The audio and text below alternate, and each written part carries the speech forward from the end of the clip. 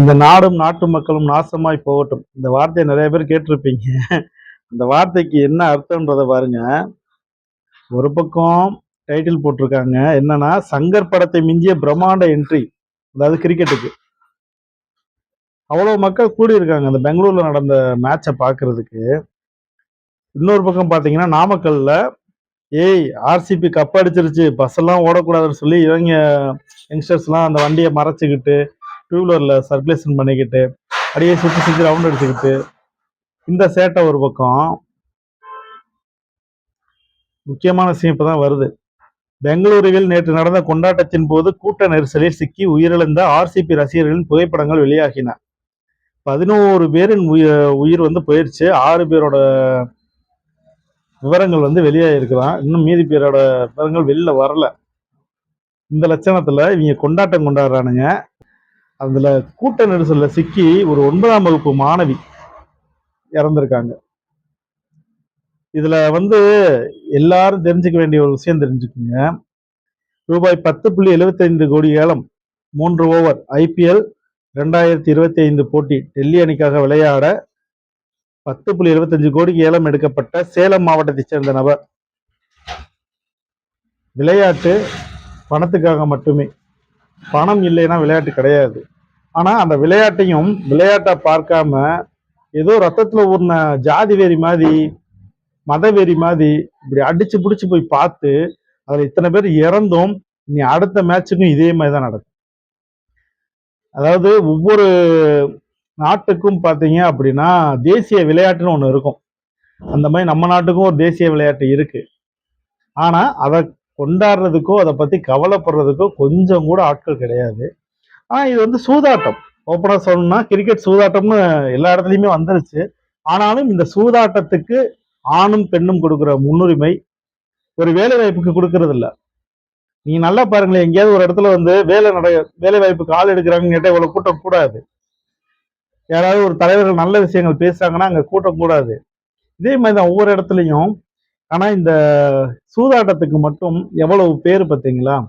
அப்ப மக்களுடைய கவனங்கள் எதுல இருக்கோ அதுல பணத்தை பொருளை விட்டு எடுக்கிறது தான் இவங்களுடைய வேலை. பெங்களூரில் கூட்ட நெரிசல் சிக்கி 11 பேர் உயிரிழப்பு, 50க்கும் மேற்பட்டோர் காயம். மேற்கொண்டு இந்த மெசேஜ் தான் வந்துகிட்டே இருக்குது. பக்கத்துல ஸ்லைட்ல நான் காமிச்சுக்கிட்டே இருக்கேன் பாருங்க. இதெல்லாம் வந்து கேட்கறதுக்கே ஒரு கேவலமான விஷயம். நம்ம ஆடு மாடு கிடையாது, மனுஷங்க. இங்க போனா இது நடக்கும், இதனால இந்த பிரச்சனைகள் வரும்ன்றது கொஞ்சமாவது மூளை கூட தெரியாமலாம் போய் யாரும் உள்ள நுழையிறது இல்லை. ஆனா இப்படி போய் மாற்றுறாங்கன்னா எல்லாம் யாருன்னு நினைக்கிறீங்க? எல்லாம் படிச்சு எல்லா ஸ்டேட்டஸ்ல இருந்துகிட்டு இந்த வேலையை பாக்குறானுங்கன்னா அப்ப அவனுங்க மூளையெல்லாம் எங்க அடகு வச்சிருக்கானுங்க? ஒரு 6வது படிக்கிற சிறுமி உயிரிழப்பு, இங்கிட்டு இத்தனை பேர் உயிரிழப்பு. என்ன சாதிச்சிட்டீங்க?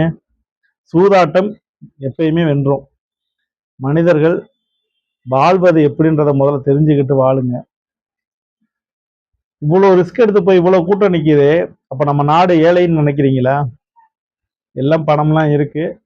உழைக்கிறவங்க கையில பணம் சேர்றது கிடையாது. உழைக்கிறவங்க கையில சேர்ந்துச்சுன்னா அவன் உழைக்கிறத மட்டும்தான் பார்த்துக்கிட்டே இருப்பான். இவங்க என்ன பண்ணுவானுங்கன்னா, எங்கிட்ட இருந்தாலும் கடன் உடனே வாங்கியாவது போய் அந்த மேட்சை பார்க்கணும்னு சொல்லிட்டு ஓடுறான் பாருங்க. அவனுக்கெல்லாம் இலவச மின்சாரம், இலவச பஸ் பாஸ், அவன் வீட்டுல படிக்கிற பிள்ளைகளுக்கு இலவச கல்வி, இந்த மாதிரியான விஷயங்களை முதல்ல தடை பண்ணணும். ரேஷன் கார்டுல ரேஷன் அரிசி எல்லாத்தையுமே தடை பண்ணணும்.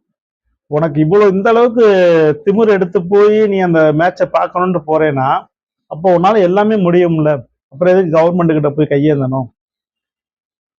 ஏன்னா ரொம்ப வேதனையா இருக்குது இந்த விஷயத்த பார்க்க.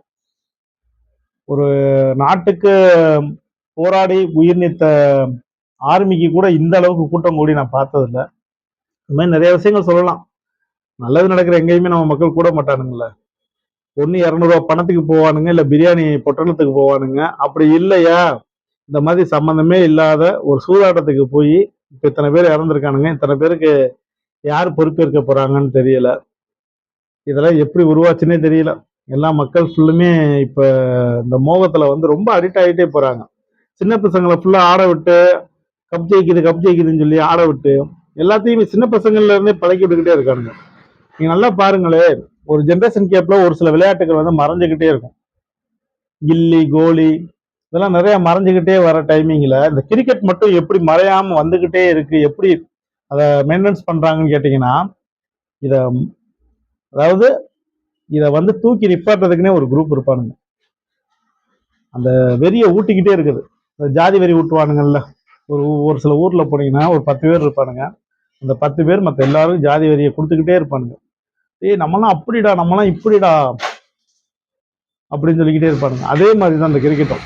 இந்த கிரிக்கெட்ல ஃபுல்லா பார்த்தீங்கன்னா, முடிஞ்ச வரைக்கும் கிரிக்கெட்டை பற்றிய விஷயங்களை மேற்கொண்டு தெளிவுபடுத்தி அதை உள்ள இழுக்கிறது. ஏன்னா அப்பதான் அவன் பணம் சம்பாதிக்க முடியும். பணம் சம்பாதிக்கிறவன் பஸ்ல டாட்டா காமிச்சிட்டு போய்கிட்டே இருப்பான். இப்போ போய் செத்தவனுக்கு அவன் குடும்பம் அனாதையா தான் நிற்கும்.